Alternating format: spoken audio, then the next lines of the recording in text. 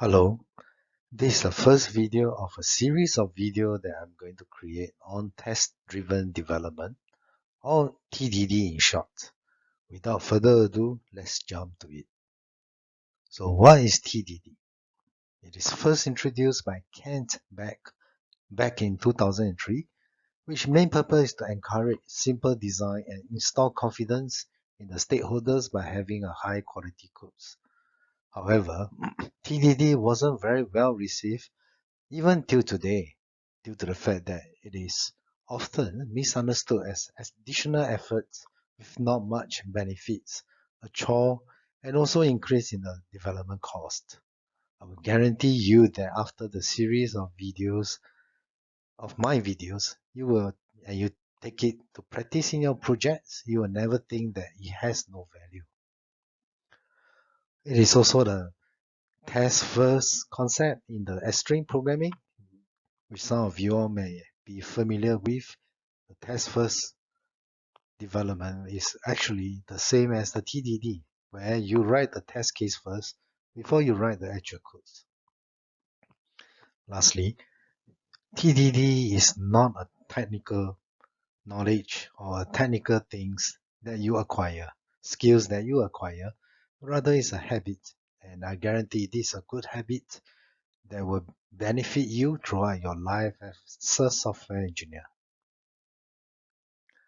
So let us begin the story to explain why TDD is beneficial. So John, a developer, joined a company called Lion Food, and that company is doing food delivery app. His first task is to add a new feature that allows users to customize their ordered meal, such as less chili or more vegetables or things like that, which currently is lacking. Well, he thinks this is a very simple task, so he doesn't think much when he was asked to estimate the story points for that story, and he gave a very low story point, and also to impress his peers that this is an easy task. However, to his surprise, and he regretted this estimation when he looked at the code because it's just messy like a spaghetti and tightly coupled. And it requires a thorough regression testing even on unrelated function that he's not dealing with. On top, to add on to his pain, he was referred to the conference page where all the documentation on the food delivery app was documented, and he found that documentation was very, very outdated. It's probably like few months or even a year ago that it was last updated.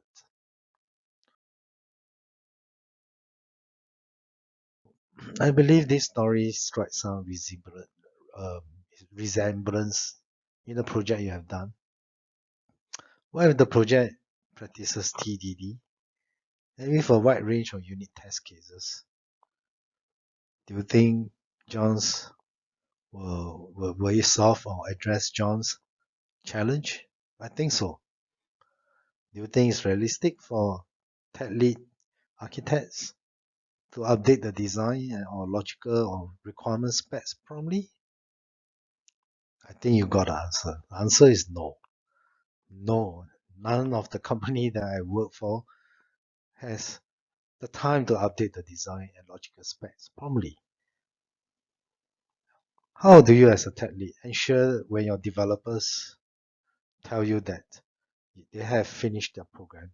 And how will you ensure your stakeholders that your program has a high quality and you have tested all scenarios, possible scenarios that you can think of uh, based on uh, based on what you understand about the requirements?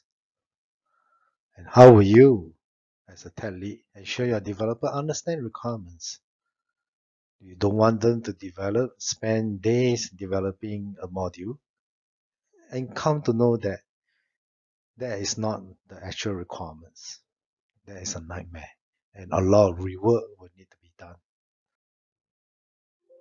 Let us talk about the hierarchy of a typical software development testing. So on the first level, you will test the most fundamental unit of a software system, which is the unit testing, which is basically on the classes and the functions or methods that you want to test against.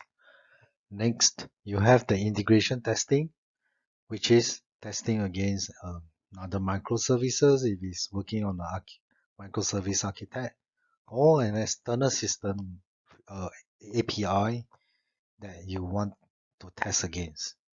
And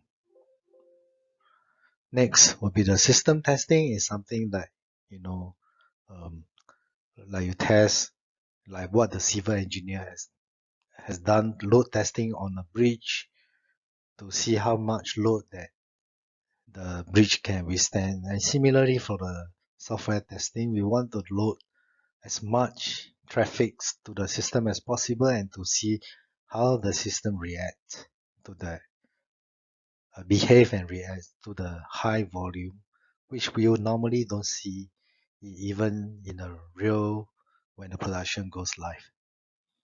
And right now more on the penetration testing to see whether your system that you have built not easily penetratable and by hackers such as SQL injections, cross-site scripting, and things like that. And lastly, the user acceptance testings, which normally focus more on the functionality. Unlike the system testing, you focus more on the non-functional aspect of the system.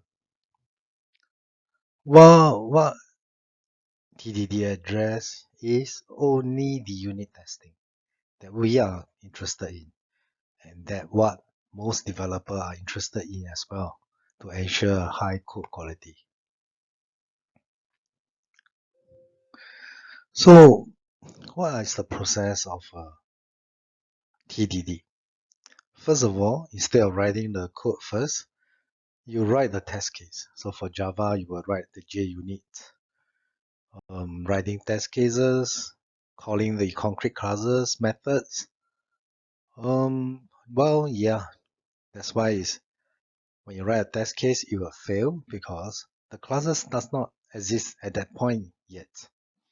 So you have to develop the code to make your test case passed. So what's the advantage of that? The developer is forced to think about the various scenarios based on the requirements described in the user stories, and to make sure that he understands thoroughly the requirements. And when he has written all the test scenarios, he will just develop the code here to make the code pass the test. And if the codes have a lot of duplication and it doesn't, adhere to the high good design practice, software or object-oriented design practice, then it has to refactor it. And the same goes again when you write test cases to test the refactor code to see whether it passes, and then it goes on and on. So we call the red, green, blue in short.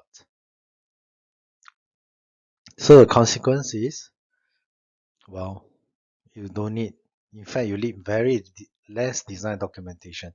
What the architect needs to do is to tell the developer what are the components that it needs to build and how are the components integrate with one another, collaborate with one another in the system. But you don't go down to the classes design as your class will be refactored after you have done your test case and your writing codes that is just enough to pass.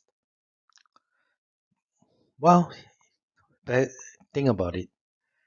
Your test case, if there's a new requirement change and your test case is not updated, very likely that your program will not pass, will not even pass the CI/CD quality gates because it will fail. Your unit test case will run and as a result, it will fail. So you are forced to update the test cases to the latest requirements change. And that is very easy when developers come and go in a company. They don't stay long in a company. They get bored. When they leave the company, they hand over to a new colleague. It's so easy for them to read the codes, then to read the documentation, and you can be assured that it's always updated. Well, as I said, it supports the CI/CD process. The CI/CD, one of the quality gates, to have a good test coverage, and as well as the test cases are run successfully before it get deployed to the various servers in the various environment.